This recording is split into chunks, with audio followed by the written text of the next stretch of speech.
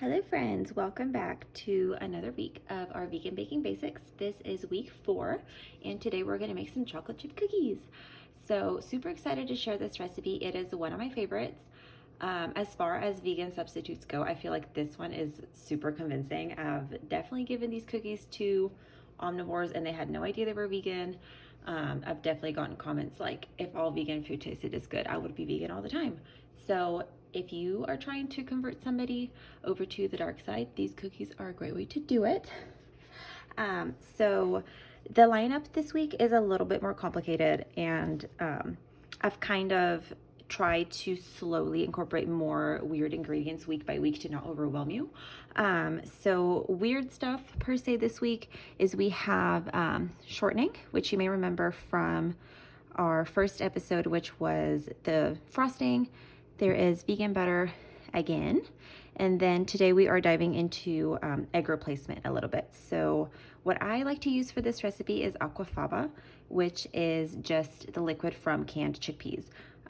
If you've done any amount of vegan baking, you've probably seen it around on the internet. It's really awesome. It works really, really well as an egg replacer, and I feel like it's very accessible and very easy to find. If you have your own favorite egg replacer, you're welcome to use that in this recipe too. I have done flaxseed, like a flax egg in this recipe before, and it works well. But I feel like you can taste the flaxseed, which is not my favorite. So the reason I like the aquafaba is because it doesn't really have any flavor. So it works really well to just kind of add some structure to the recipe without adding any flavor component to it. In vegan baking in general, our kind of agreed upon amount of liquid in an egg is 3 tablespoons. So that's usually what you'll find in recipes, is you're calling for 3 tablespoons of liquid per egg that you're replacing. So the cookies today are a pretty small batch. It really just requires 1 egg. So if you're not going to use the 3 tablespoons of aquafaba like I am, I would do 1 tablespoon of flaxseed with 3 tablespoons of water to make a flax egg. I know chia eggs are also an option. You can also buy powdered egg replacer at the store as well. And again, I would just follow the directions to make 1 vegan egg for this recipe. So let's get started. So the first thing you're gonna do with your vegan cookies is you are going to cream together the butter and the sugar. So I am going to add in my vegan butter, if I can get it out of the container, and my vegan shortening. And my reasoning here for using both is the same as it was for week 1 for the frosting, is that I find that both together gives me the best flavor and the best texture. Shortening alone makes the cookies a little bit too stiff. Butter alone makes them a little bit too melty. They tend to spread out all over the pan. So half and half gives you, a cookie that holds its shape, but it's still really soft and like nice and chewy in the middle. So to the butters, I'm going to add 1/4 cup of white sugar and then a 1/2 cup of brown sugar. And I had this pre-measured, but I thought that it would be helpful to show you how to measure brown sugar. Seems kind of silly, but I bake a lot, so I take these things for granted. I don't know what other people know, so you may think it's silly. Maybe you already know, but if you don't know, I hope it's helpful. So a lot of recipes, when they call for brown sugar, they call for packed brown sugar, and that is not a special kind of brown sugar. It is just the way that you measure it out. So I have my bag right here. What you do is you pack it into the cup so it fills it up all the way. So if you're not packing in your brown sugar, you may not actually be adding enough to your recipe. And so then when you add it in, it's kind of like a little sandcastle effect. So that's it, easy peasy. That's what packed brown sugar means, is you gotta really pack it in and press it into your measuring cup when you measure it out. Okay, so now we are going to cream the butter and sugars together. This part is not necessarily tricky, but I feel like some people get impatient and they don't give it enough time. So what we're doing is we are really incorporating the butter and the sugar together. We want this to be a really fluffy, light mixture. When you first start mixing it, it's gonna be a little lumpy, a little thick. Just because it's all mixed together does not mean you're done. So you will see that I'm gonna sit here and mix it for a while, and it's going to be, you want to wait until it's light, it's fluffy, it has done what it needs to do, because if you rush it, then your cookies are not going to be as good. For this reason, I do recommend a mixer for this recipe. If you don't have one, you can definitely do it by hand. It is a little labor intensive. It's a little bit of an arm workout. That's fine. But if you have a mixer, it does make your life easier.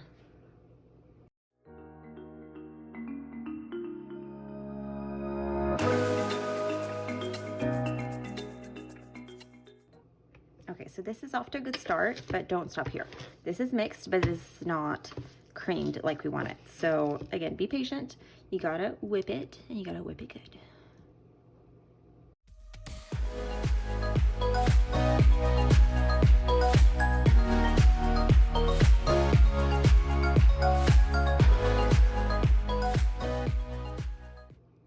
All right, so now we are done. You can see that the mixture is noticeably lighter in color and in texture than when we first started.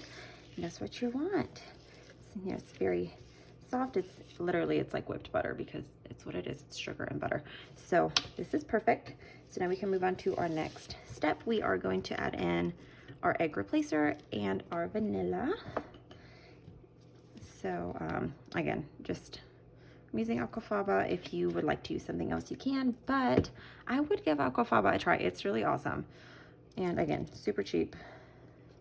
If you're gonna throw it away when you make chickpeas, you might as well save it and turn it into your cookies.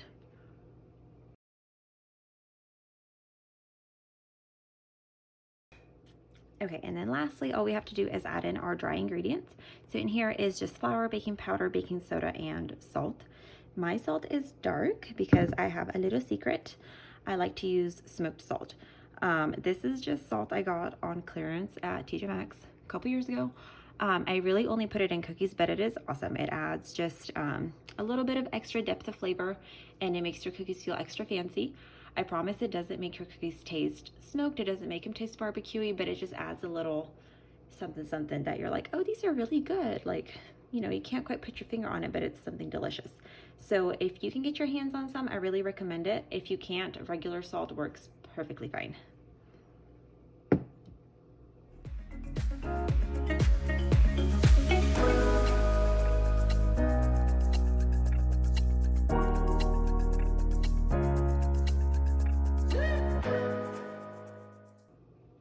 Okay, so at the point that my mixer starts to kind of struggle, I switched to just finish mixing it by hand. And so that is it for your cookie dough. Of course, today I'm just making traditional chocolate chip cookies for the video, but you can put whatever you want in these. I have another video where I turn these into tahini cookies. So I stir in some chocolate tahini, which is almost kind of like a chocolate Nutella kind of thing. You could add in nuts, you could add in like peanut butter chips, you could add in some oats, some dry fruits. Really, this is a good all-purpose cookie dough to add in whatever you want. So I have some chocolate chips here. These are just vegan ones from Kroger, but there's a lot of vegan-friendly chocolate chip brands out there. Even if they're not specifically labeled vegan, I would just double check the ingredients, and if it doesn't contain dairy, usually it's pre-game. So I would give that a try, but these are good, nice and traditional. And you can add in as many as you want, because again, this is your recipe now. You do what you want, girl. So one more thing about this cookie dough is I like to chill it. I feel like it really helps the cookies hold their shape when you bake. So for chilling, you can either do that now, or you can scoop your cookies out and then chill them when they're already on the baking pan. I personally think it's easier to scoop them out first and chill them on the pan, because it is harder to portion out your dough when it's like rock solid. And that way, when your oven is ready, you can just directly transfer the pan from the fridge to the oven, so it makes your life easier that way too.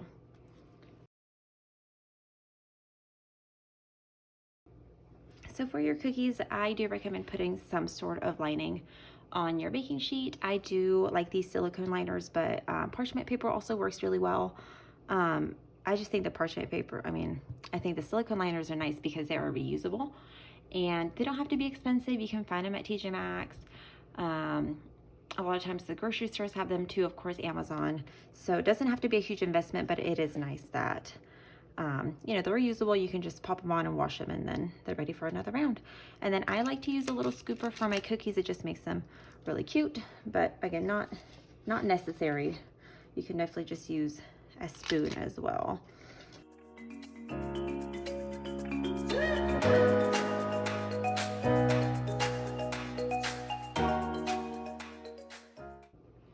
All right, so like we talked about, I am going to stick these in the fridge. They don't need super long, 15 to 20 minutes is fine.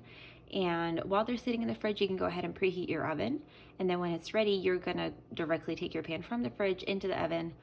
And then you'll have freshly baked cookies in like 15 more minutes. So super easy and totally worth it.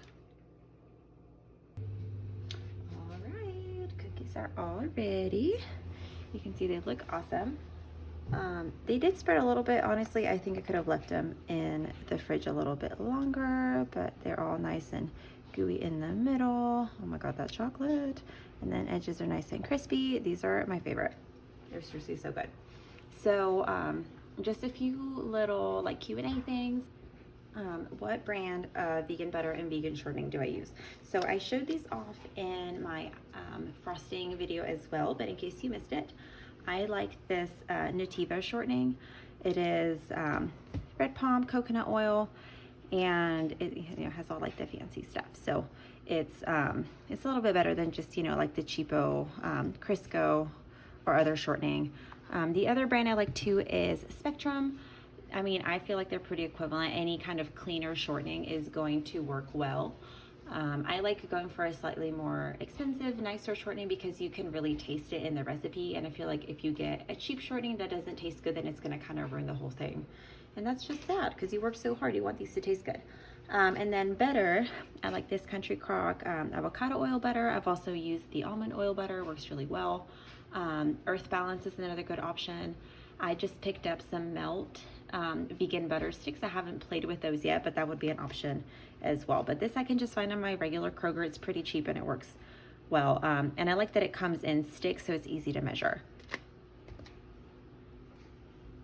So I do like to do the shortening and the butter. Like I mentioned earlier, it just makes the cookies, you know, it gives them good flavor and gives them a good texture. If you don't want the vegan butter, if you can't find it, you can also do half shortening and half coconut oil. I don't recommend doing all coconut oil. I've tried that and the cookies just spread way too much. If you do that, you can do it as like a skillet cookie that's kind of contained in a pan, because if you try to portion it out like these cookies, they just spread out and take up the whole pan anyway. So word of caution. I feel like the butter component is kind of interchangeable with some other vegan alternatives, but the shortening needs to be there to kind of give it the structure. So I think that's it. I hope you guys make these cookies and enjoy. They really are one of my favorites. I have made believers out of very many anti-vegan people. So if you're trying to convince somebody, give them these cookies. Don't tell them a thing. They will never guess that they're vegan. If you guys have any other questions, of course, just leave me a comment on IGTV, on Facebook, on YouTube, wherever you see this. Drop me a comment and I'll be happy to help you. Happy baking.